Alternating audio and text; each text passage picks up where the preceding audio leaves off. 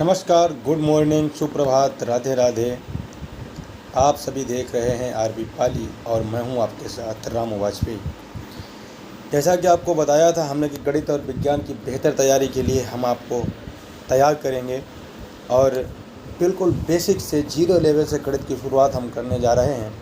ऐसे लोग जो गणित की तैयारी से डरते हैं, जिनकी परीक्षाएं कई बार देने के बाद भी यूपी टेट और सीटेट का एग्ज़ाम निकाल नहीं सके हैं, उनके लिए क्लास रामबाण साबित होगी। और पहली ही क्लास में आप देखेंगे कि किस क्वालिटी की क्लास है और काफ़ी बेहतर तरीके से आपकी यहाँ पे तैयारी करवाई जाएगी। सबसे बेहतर तैयारी के लिए आप तुरंत सब्सक्राइब करिए आरबी पाली को। यहाँ पे हम शुरुआत करने जा रहे हैं और आज हम जो क्लास की शुरुआत करेंगे वो संख्याओं के प्रकार से करेंगे। हमको पहले पता होना चाहिए कि संख्याएँ कितने प्रकार की होती हैं। हम एक एक करके हर टॉपिक को डिस्क्राइब करेंगे बेहतरीन तरीके से। तो सबसे पहले संख्याओं के प्रकार में आता है प्राकृतिक संख्याएँ। प्राकृतिक संख्याएँ, प्राकृतिक संख्याओं को अंग्रेजी में नेचुरल नंबर कहा जाता है। तो आप देख सकते हैं प्राकृतिक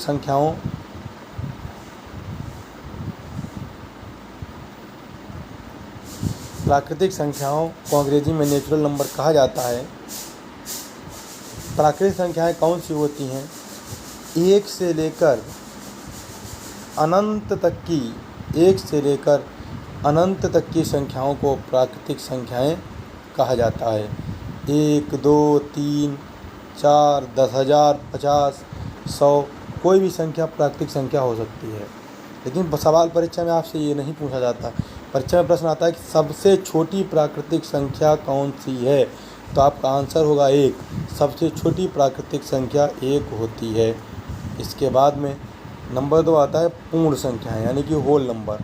प्राकृतिक संख्याओं के पहले एक जीरो बढ़ा दो तो वो होल नंबर बन जाता है, अर्थात पूर्ण संख्याएं बन जाता है। यानी कि जीरो से लेकर अनंत तक की संख्याओं को पूर्ण संख्याएं कहा जाता है। और सबसे छोटी पूर्ण संख्या 0 होती है। यह आपके लिए काफ़ी इम्पॉर्टेंट प्रश्न है। इसके बाद में पूर्णांक संख्याएं आती हैं। पूर्णांक संख्याओं में माइनस वाले संख्याएं भी शामिल होती हैं और अनंत तक होता है। -2, -1, -10, -50, 1000, 10,000, माइनस में, प्लस में, जीरो सहित सभी संख्याओं को पूर्ण संख्याएं कहा जाता है। उसके बाद सम संख्याएं, बहुत ही इम्पॉर्टेंट सम संख्याएं। सम संख्याएं का मतलब होता है कि वे संख्याएं जो 2 से पूरी विभाजित हो जाएं। वे संख्याएं जो 2 से पूरी विभाजित हो जाएं, अर्थात 2, 4, 6, 8, 10, इनके लास्ट में 2, 4, 6, 8, 0 आता है, वो सभी संख्याएं सम संख्याएं कहलाती हैं। इसके बाद हम चलेंगे विषम संख्याओं की तरफ। विषम संख्याओं में क्या होता है? ऑड नंबर से अंग्रेजी होती है। विषम संख्याओं का मतलब क्या है कि जो 2 से विभाजित ना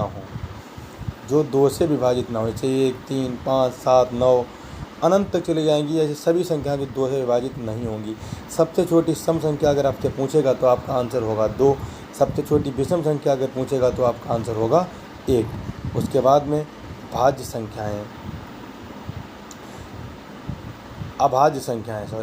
अभाज्य संख्याओं में क्या है? वे संख्याएं जो एक और स्वयं के अलावा किसी अन्य संख्या से विभक्त ना हों। ये संख्याएं जो सिर्फ 1 से कटें और स्वयं से कटें, ऐसी सभी संख्याओं को अभाज्य संख्याएं कहते हैं। लेकिन सबसे छोटी अभाज्य संख्या 2 होती है। ये प्रश्न आपको कंफ्यूज कर देता है। कई बार परीक्षा में आया है कि सबसे छोटी अभाज्य संख्या कौन सी है, तो लोगों ने 1, 3 लगाए हैं, जबकि सबसे छोटी अभाज्य संख्या 2 होती है। इसको रट लीजिए, यही परीक्षा में प्रश्न आते हैं। उसके बाद में भाज्य संख्याओं में पहुँचते हैं। भाज्य, उसका नाम ही है भाज्य। भाज्य मीन्स जो संख्या एक और स्वयं के अतिरिक्त और भी अंक से कट जाए, जैसे 4, 6, 8, मतलब जो कई अंकों से कट जाती हैं, ऐसे सारी संख्याओं को भाज्य संख्याएं कहते हैं। तो आपने देखा संख्याओं के प्रकार में प्राकृतिक संख्याएं 1 से लेकर के अनंत की संख्याओं को, पूर्ण संख्याएं 0 से लेकर के अनंत की संख्याएं, पूर्णांक माइनस भी शामिल करके जो संख्याएं बनती हैं। सम जो 2 से कट जाती हैं, विषम जो 2 से नहीं कटती हैं, अभाज्य जो 1 और स्वयं के अलावा किसी से नहीं कटती हैं, और भाज्य जो 1 और स्वयं के अलावा किसी और संख्या से कट जाती हैं। तो कैसे लगी आपको हमारी ये क्लास? कमेंट बॉक्स में कमेंट करके बताइए। और अगर आप निःशुल्क हमसे जुड़ कर के तैयारी करना चाहते हैं तो हमारे